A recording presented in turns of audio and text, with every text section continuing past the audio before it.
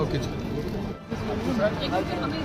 Photo एक यादगार होती है। हर बंदा अपनी जिंदगी ਦੇ ਵਿੱਚ ਜਦੋਂ ਵੀ ਅੱਗੇ ਵਧਦਾ ਹੈ ਤਾਂ ਅਤੀਤ ਦੀਆਂ ਕੁਝ ਯਾਦਾਂ ਹੁੰਦੀਆਂ ਨੇ। गुरु नानक अकेडमी रतिया में पहुंचना हुआ, क्या कहना है इस बारे में?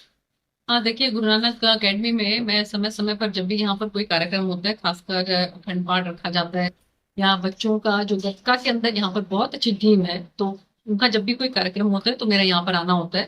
बल्कि अगर आपको याद हो तो सांसद के तौर पर करोड़ों रुपए की सौगात जो है, जो रतिया विधानसभा को मिली थी, तो उसका सभी जो है शिलान्यास और जो उद्घाटन है वो यहाँ पर इसी प्रीमाइसिस में हुआ था, इसी परिसर में हुआ।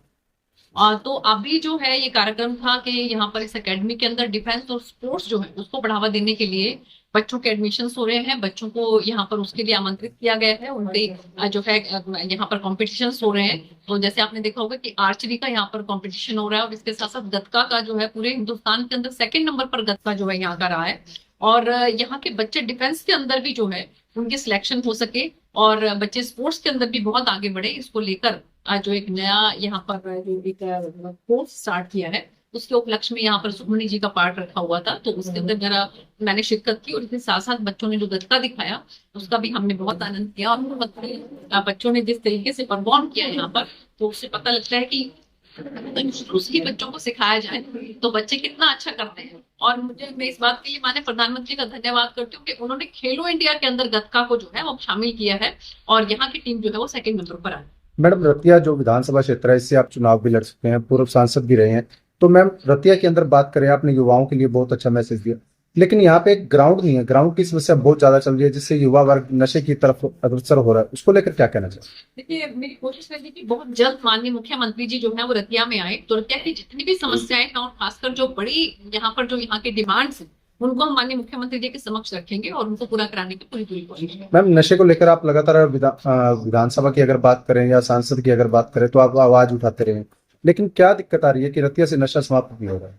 कि नशे के लिए भी ये बहुत अच्छा एक मैं कहूंगी कि यहाँ पर ये जो शुरू किया है यहाँ पर डिफेंस के लिए और स्पोर्ट्स के लिए, बच्चे जितने ज्यादा अपने आप को स्पोर्ट्स के अंदर इंडल्ज करके रखेंगे, जितने ज्यादा स्पोर्ट्स के अंदर पार्टिसिपेट करेंगे, तो ये गांव वालों को भी चाहिए।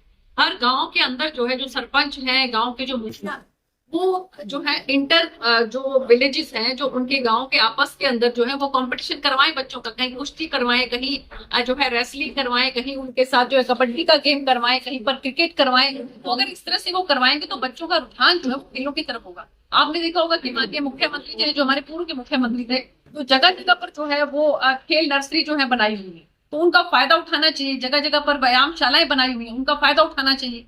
तो ये ग्राम वासियों को भी देखिए इसके लिए पहल करनी पड़ेगी। सरकार अपनी तरफ से काम कर रही है, लेकिन एक एक गांव का जो मुखिया है और गांव की जो पूरी पंचायत है वो इसकी जिम्मेवारी लेंगे कि गांव का कौन सा बच्चा इसकी तरफ जा रहा है तो उसको जाने से पहले कैसे बचाया जाए। तो ये देखिए कि ये एक सामाजिक बुराई है और इस सामाजिक बुराई को दूर करने के लिए सबका साथ जो है बहुत जरूरी। केवल और केवल हम ये मान के चले कि सरकार इसमें सब कुछ कर देगी तो वो पॉसिबल नहीं हो पाएगा। आपके परिवार में आपका बच्चा जब इस काम के लिए शुरू होता है, जब वो जाना शुरू होता है, हमें उसी टाइम उस पर नजर रखनी चाहिए। और बच्चे अगर किसी भी तरीके से इस दलदल के अंदर अगर फंसते जाते हैं तो उसके बाद हमारी सरकार की एक कोशिश है कि हम उनकी रिहेबिलिटेशन सेंटर्स जो है बनाकर और उसमें बच्चों को जो है वापस रिहेबिलिटेट कर सके। तो जो बच्चे इसमें जाते हैं उसमें हमें शुरू से ही उनके ऊपर अंकुश रखना पड़ेगा। तो सरकार में एडिक्शन सेंटर्स जो है वो बना रही है और इसके साथ रिहेबिलिटेशन सेंटर बना रही है और माननीय गृह मंत्री अमित भाई शाह जी भी इसको लेकर बहुत संजीदा है। तो मुझे उम्मीद है कि हम सब मिलकर आने वाले समय में नशे से जो है वो बच्चों को दूर कर पाएंगे और पुलिस प्रशासन जो है बहुत सख्ती के साथ काम कर रहे हैं। जो पहले के एसपी साहब थे वो भी बहुत सख्ती के साथ नशे के साथ निपटे और अब जो एसपी साहब आई हैं नई, वो भी बहुत ज्यादा सख्ती के साथ नशे में निपटने के लिए मुझे निपुण नजर आ रही है।